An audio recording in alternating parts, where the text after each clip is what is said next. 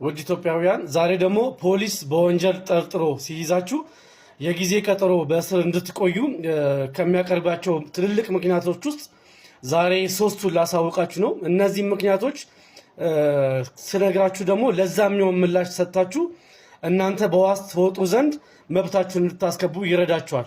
ስለዚህ ወደፊትም እንደዚህ አይነት የህግ ጉዳዮች እንዲደርሳችሁ ፕላስ ምልክቷን በመጫን ኮፒ ሊንክ ሼር አድርጉ። ጠበቃና የህግ አማካሪ ኤፍሬም ተካልኝ ይባላሉ።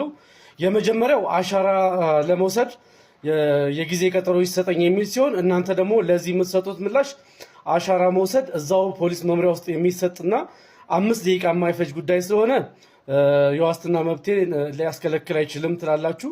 ሁለተኛው የሚያቀርበው ማስረጃ ደግሞ ምክንያት ደግሞ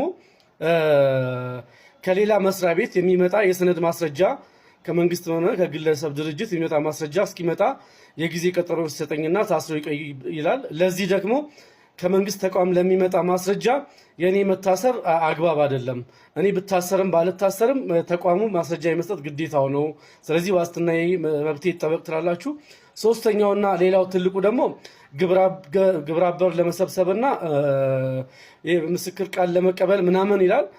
በዚህ ምክንያት ደግሞ ምን እንደምትሉት የምስክር ቃል ለመቀበል እስካሁን የቆየነው ጊዜ በቂ ነው።